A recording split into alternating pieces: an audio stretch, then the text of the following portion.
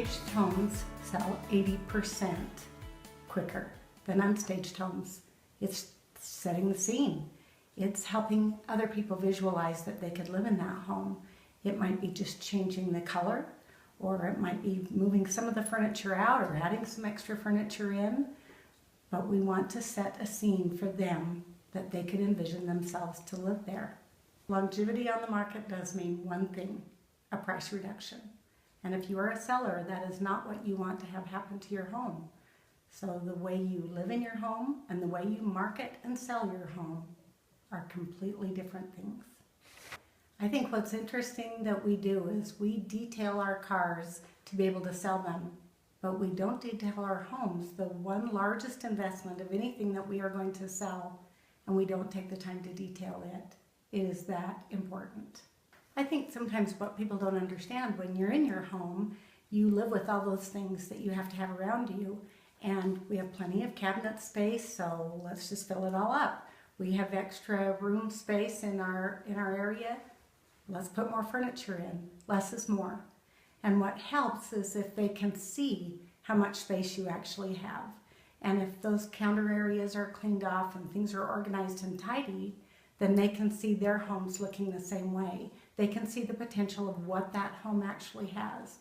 Where with all the clutter, it's very often times hard to see that, but also confusing to the eye. Your eye wants to look at all those possessions and you forget to even look at the house. The home is what you're trying to sell. Let's make sure it looks like what it should and be beautiful and appealing to those coming in the door. As I come into a kitchen especially, this is our favorite board to everyone, is the front of a fridge. Well, that is very disconcerting when people look. First of all, there's personal photos and things people want to stop and look at. Maybe doctor's appointments and who is it they're going to see. But it's clutter that shouldn't be there. And there's always another spot. This became a habit when magnets came out and we were able to stick them all on there. Well, I like to see that cleared off. I like to be part of the decoration, the softness of a kitchen. And the other thing we all do a lot of is how many appliances can we put on a counter? We are a generation of people who have to have lots of appliances. I have one rule of thumb: you get one. One appliance gets to stay. The rest all has to go. So as you look through, all of our counter areas are being taken up. The same with here, what we leave out every day. Sure, we use some of these things every day, but there's plenty of room to take those out. We don't need to have so much on there. Just because there's cabinet space doesn't mean we have to use it. So once again, one thing on each counter area is plenty.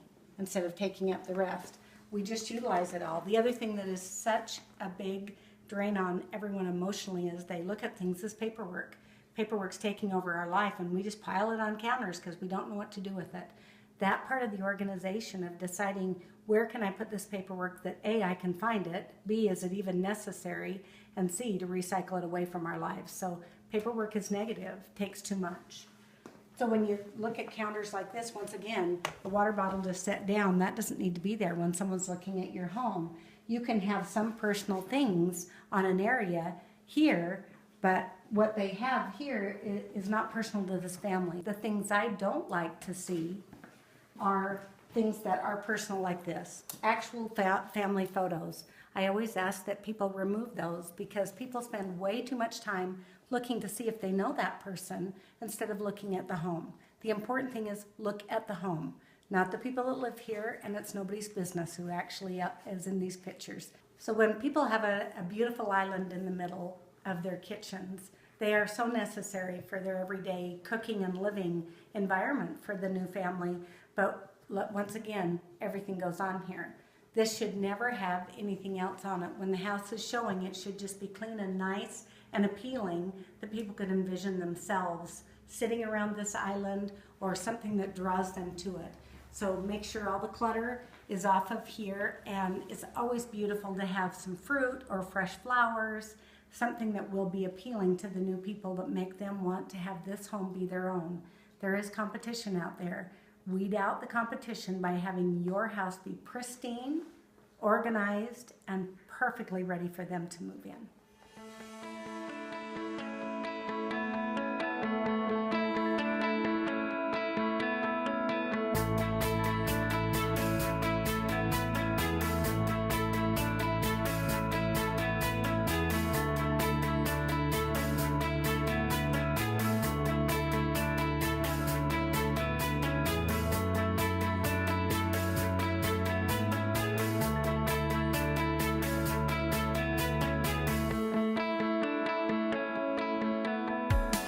So when you realize removing all the personal things of a family that will take someone right past that to not make them want to stop and look at those items, but instead come on into and see other spaces that are utilized nicely in a kitchen.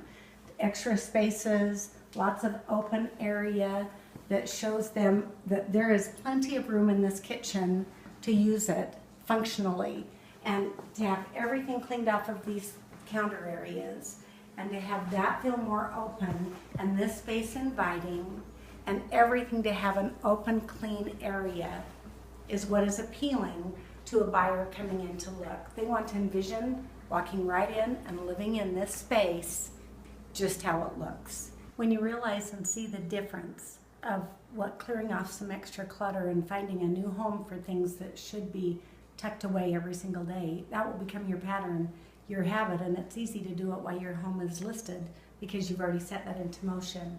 What is helpful is envisioning that and being able to put all that together and make it be something someone else wants to come and see. Tidiness, cleanness, and showing off your home. That's what's important about a kitchen, is having functional space that other people can envision their things, plenty of room, openness, all in one space.